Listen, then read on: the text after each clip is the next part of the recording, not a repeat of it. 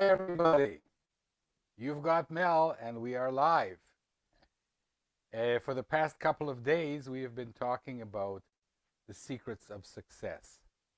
And as I mentioned the other day, following a discussion with my son Adar, I ventured that if there were three pillars of success in life, they would be acquiring unexpected skills,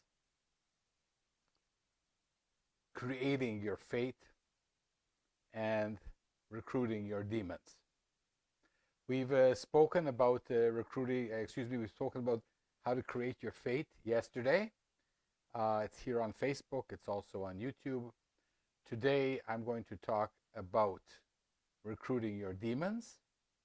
And tomorrow, we are going to talk about learning and acquiring the unexpected skills of life.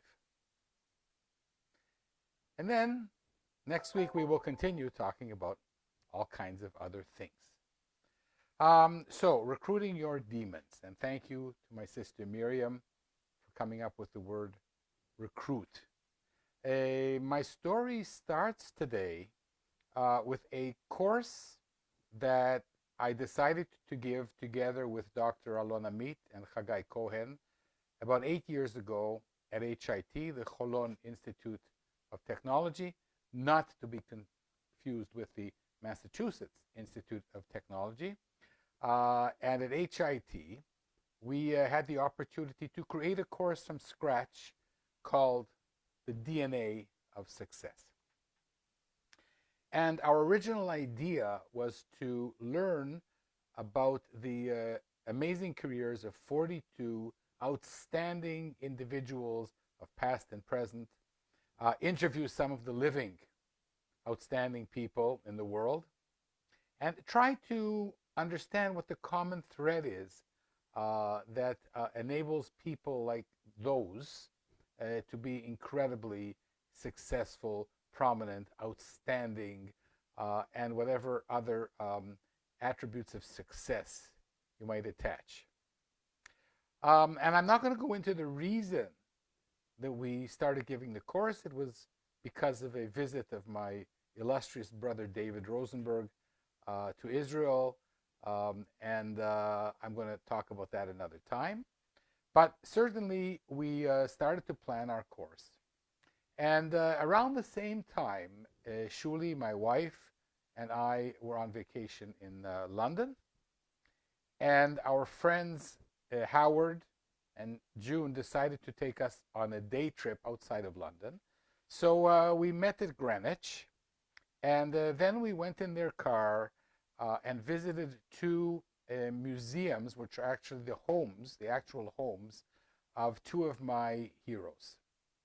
One of them was Charles Darwin, the fellow who originated, and that's good, originated the origin of the species. That's not bad. Who, if you want to, co-discovered evolution and natural selection. And we spent the latter part of the day visiting the home of Winston Churchill, who was the UK's Prime Minister during the Second World War and is widely touted as one of the great public speakers of all time. So during this day, we had a really close look at two wildly successful people, both of whom had changed the world. And as it turns out, I'm not sure that they knew each other. They lived maybe 30 or 40 kilometers apart, but they could have known each other because Charles Darwin, the elderly, was still alive when a young, precocious Winston Churchill grew up not too far from him. I don't know if they had met, but it would have been interesting. They were both collectors. Charles Darwin collected everything that had to do with living beings, and Winston Churchill collected soldiers, basically. But that's not the subject that I want to talk about. What I want to talk about is what surprised me about these two amazing people. That part of their success was due to overcoming the demons of their fathers. Charles Darwin was I wouldn't say he was a bum. He did like riding and hunting, and he did go to school, but he had trouble completing things. His father, a very prominent physician, sent him to medical school, but Darwin's heart wasn't into becoming a doctor. And then he sent him to clerical school, but Darwin was having more fun meeting people who collected specimens of beetles, snails, all kinds of shells, and so on. At some stage, Darwin, who was not successful, was offered to travel on the Beagle and make the world expedition, which of course changed the way we look at life itself. The interesting things that I found in the house were two. Some of the letters that Darwin's father, very prominent individual, wrote to Charles Darwin, that he was essentially a bum and that he had no hopes for him. He had tried everything, and why should he send him on this crazy voyage unless somebody else could vouch for the value of the voyage? He wouldn't allow Charles to travel. So Charles Darwin's father was a tormentor. He was a demon in Charles' life. Charles always felt that he wasn't adequate. He wasn't smart enough. And the other thing is that in the house, they've reproduced Charles Darwin's little room on the Beagle, on the vessel. It's a tiny room. And at some stage, Charles Darwin had claustrophobia. And I'm thinking to myself, this poor guy, 20 some odd, considered a failure in his own father's eyes, getting on this tiny little ship, leaving England, who knows, forever, to travel the world. Claustrophobic, maybe afraid of the sea for all I know. And just imagine, after a month, the ship finally leaves and he looks at the shore. Wow. He must have been frightened out of his pants. I would have jumped into the water and gone home, except for one thing. This was his last chance to recruit his demon, which was his dad. Winston Churchill also had a father who was a demon, who thought his son was a bum, who wrote him nasty letters, and who didn't believe in him. And young Winston, who probably saw his father every couple of years, could think of nothing better than to try and impress his dad. But he didn't get into the best military school. But still, he tried. He spent his whole life trying to recruit his demon of his father. Winston Churchill had another very interesting demon. Perhaps he had more, which was he had a lisp. Winston Churchill had a lisp. Some people think he also stuttered. I don't have any good evidence for that. But he had a lisp. He went to a physician who told him that he had a strange tongue. And what he would do is he would practice speaking. He would try and eliminate as many S's in a sentence as he could. He would build new constructs. He sometimes would even build new words so they didn't have to say, for example, Nazis. He would say Nazis. And everybody thought how clever that was. And of course it was clever.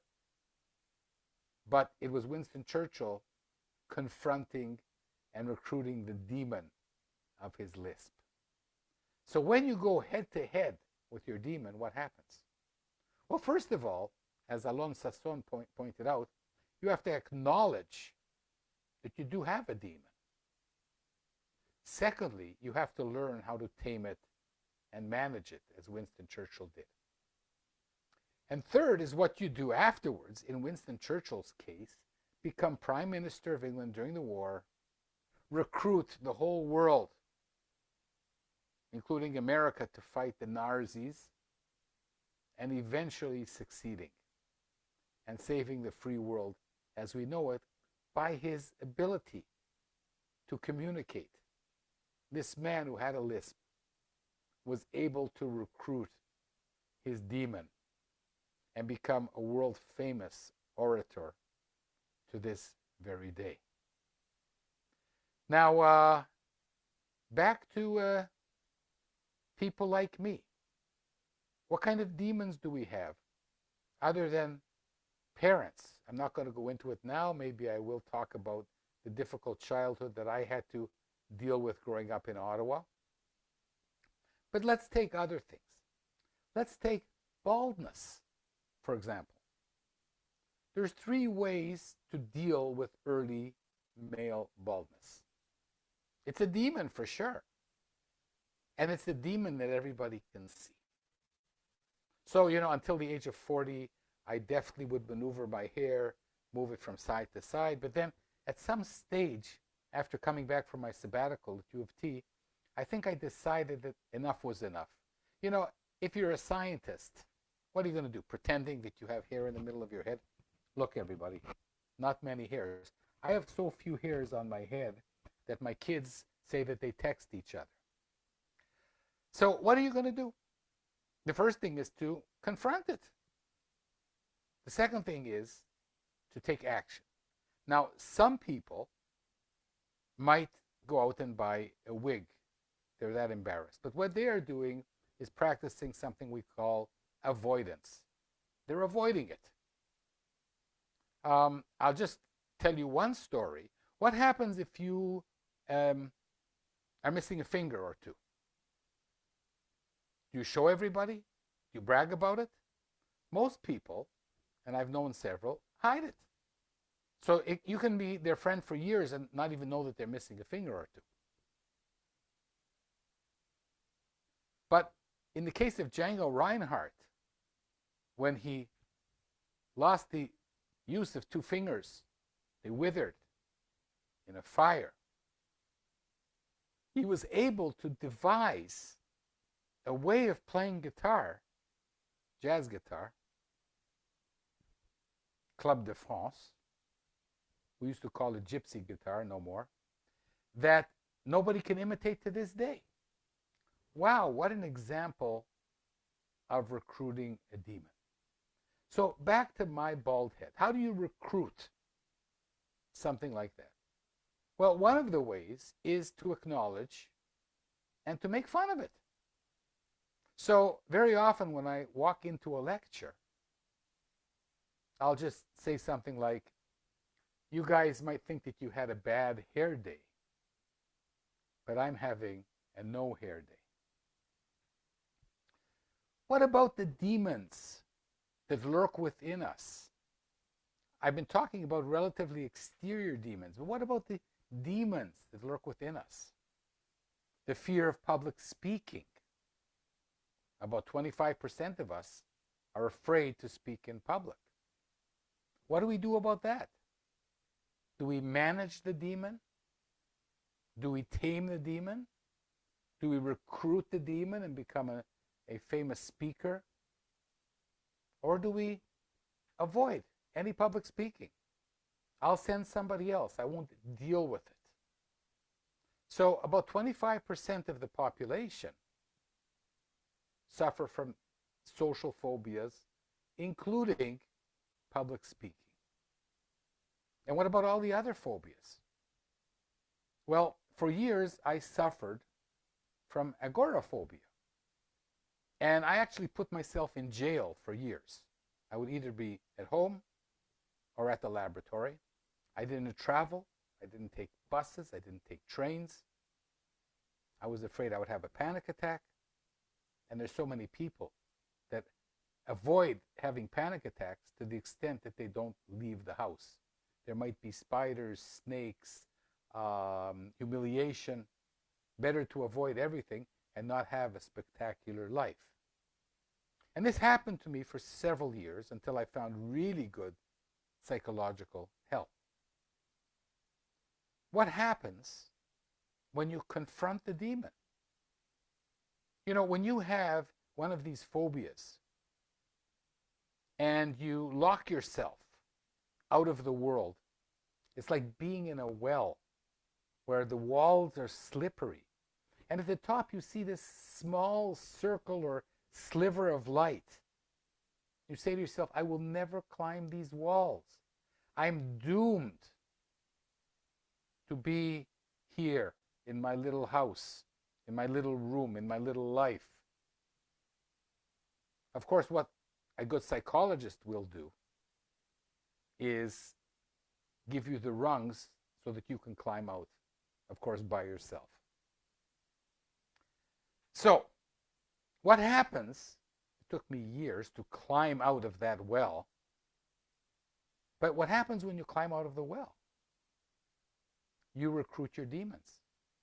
When you get out there and you've been in a well for years, the world is incredibly bright. And to those of you who know me and see that in the last 35 years, I've done so many things with so much conviction and motivation, because I know what it's like to be in the well. I know what it's like to climb out. So I was able to recruit that demon. So these are the lessons that I have learned in my life about taking your phobias, your fears, your humiliations, your public humiliations. It might be a teacher who thought you weren't good for anything. It might be one of your parents, an aunt, a rival, somebody you knew. I'll tell you another story. When I was 22 years old, when I was a very young person, before my voice changed, I'm assuming it did change, it did eventually, I was a soprano in the synagogue choir. I had a lovely little voice, and I sang soprano, and I still remember the tunes. When my voice broke, I lost confidence in singing. And to make matters worse, a girl at the university told me when I was 22 or 23, Mel, you can't sing, you sing off key. I was so devastated that I did not sing for 20 years. Wow. So sometimes it does take decades to learn to recruit your demon. But what happened when I decided to confront it? Can I sing? What do you need to do to sing? Well, I took lessons, I found teachers, and I discovered the two things. First of all, anybody, or 98% of the population, can sing, can learn to sing. Speech is music. And if we can speak a language, we can certainly sing. And because I was so ardent in my effort to recruit this demon, I became a professional singer, and I released these 2 CDs. Because I was fighting off the tormentor. I was recruiting my demons to become a singer. So now back to our class, the DNA of success. We started teaching, and of course it's hard to interview dead people. I know it's been done, but not by us. And we know a lot of famous live people. And we started asking them, who was the tormentor in your life? What challenges, internal and external, did you have to overcome? And by and large, everybody we spoke to, people who had changed the world, told us that there was someone in their family or a teacher who thought that they were no good. And that their success in life had a lot to do with what I call the na-na-na-na factor. Their ability to look in the mirror years later. The person might be dead and say, Na na na na na na na na na na. You thought I wasn't good, and look at me now. I'm a multimillionaire. I am on YouTube. Deedle deedle dum. So this na na na na na factor, our ability to take our tormentors and say, you are not going to get the best of me. I'm not only going to stare you down. I'm going to take this. I'm going to succeed. I'm going to excel at this particular aspect of my life and career. You know what? I'm going to become internationally recognized for singing, for dancing, for writing, for science, for music, whatever it is. So, I cannot convince you to have a look at yourself tonight. But I can tell you one thing. Since I have overcome my agoraphobia, my fear of going anywhere, I have flown around the world. Okay, I do need a little liquor to get on the airplane. But the point is, I get on the airplane. And I will tell you a little secret. An hour after the plane takes off, sometimes half an hour, I go to pee.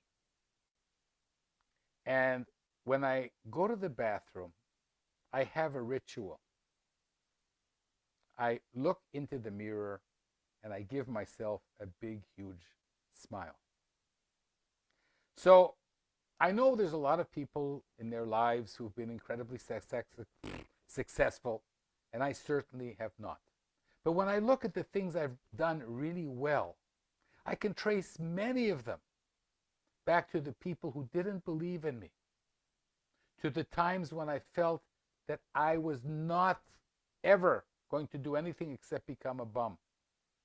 And a lot of the things that I've been able to do has been to look at the demons, stare them down, manage them, and then recruit them to become a better human being. You can try it too, and if you don't agree, well, this is going up live on Facebook. You're welcome to, or it'll also be on YouTube. And I can't see what you're writing now, if anything, but you're all welcome to write to me. I am trying now, at this late age in life, to share the things that I think work. So tomorrow I will be here talking about the third pillar that I believe in, which is not learning the regular stuff, but becoming very skilled and knowledgeable in things that are or appear to be completely eccentric, useless. These are the things that actually turn your career into a bowl of cherries. So thanks for joining me on You've Got Mel, and I wish you a wonderful day wherever you are, corona-free, angst-free, full of joy and happiness. Gotta run. Bye.